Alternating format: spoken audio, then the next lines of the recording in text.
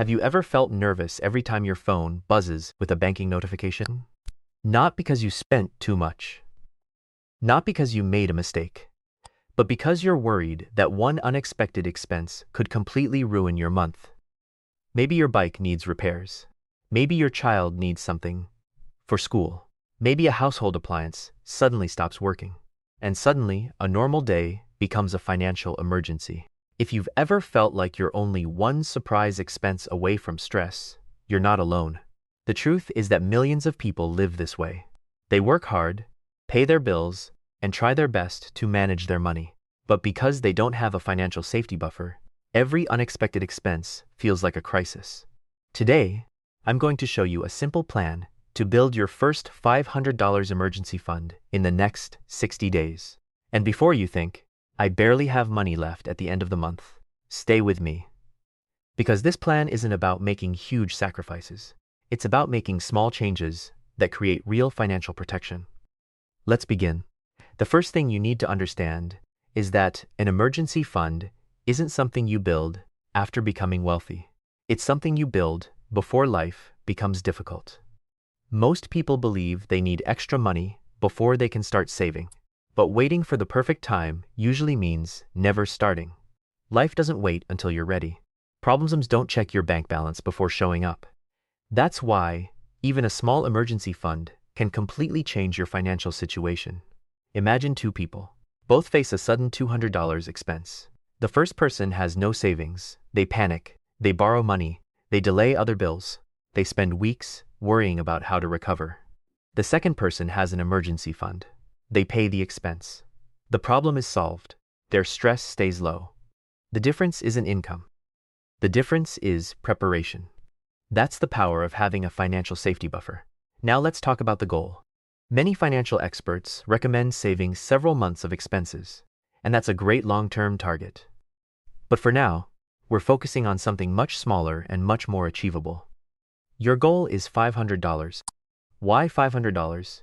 Because it's enough to handle many common emergencies, small repairs, unexpected bills, medical expenses, travel emergencies, family needs. And most importantly, it's a goal that feels realistic. A big mistake people make is trying to save thousands of dollars immediately. The goal feels impossible. They become discouraged, and eventually they quit. Instead, we're going to focus on progress, not perfection. Step number 1 is to create separation. Never keep your emergency fund in the same place where you spend your daily money. If possible, open a separate savings account. If that's not available, create a separate wallet or a dedicated place for emergency savings. The reason is simple. When money is easily visible, your brain treats it as spending money. When it's separated, your brain treats it as protected money. This small change can make a huge difference. Step number 2 is automation. Many people tell themselves they'll save whatever is left at the end of the month. The problem? There's usually nothing left. Instead, save first, even if it's a very small amount. Maybe it's $3 per day, maybe it's $5 per day, maybe it's $20 per week. The exact amount isn't important. Consistency is what matters. Small amounts saved regularly become surprisingly powerful over time. Step number 3 is finding your first $100. This is important because early success creates motivation. You need proof that the system works. Start by checking your recent expenses. Look for subscriptions you forgot about. Look for services you no longer use.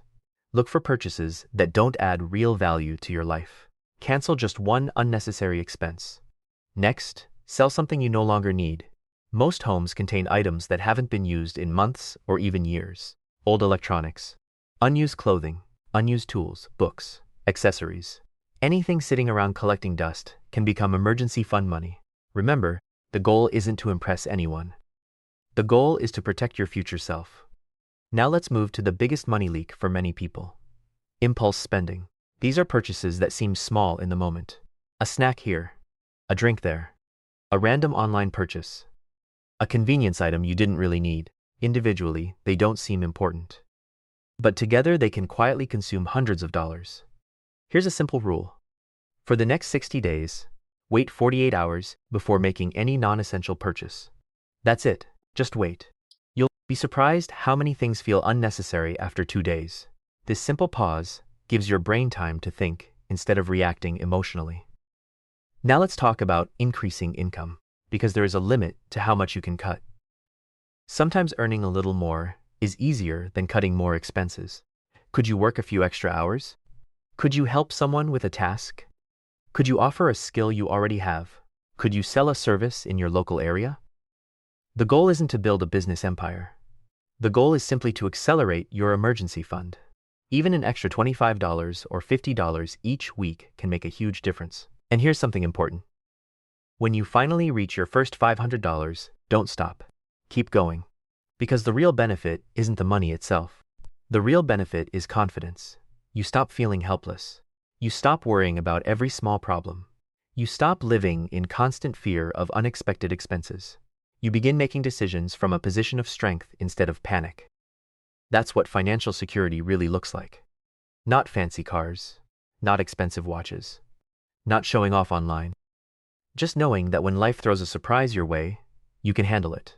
And that feeling is worth far more than most people realize. So here's your challenge. Today, not tomorrow, not next week. Today, create a separate place for your emergency fund. Choose the amount you'll save regularly. And take the first step. Because 60 days from now, you'll either wish you had started today, or you'll be grateful that you did. The choice is yours.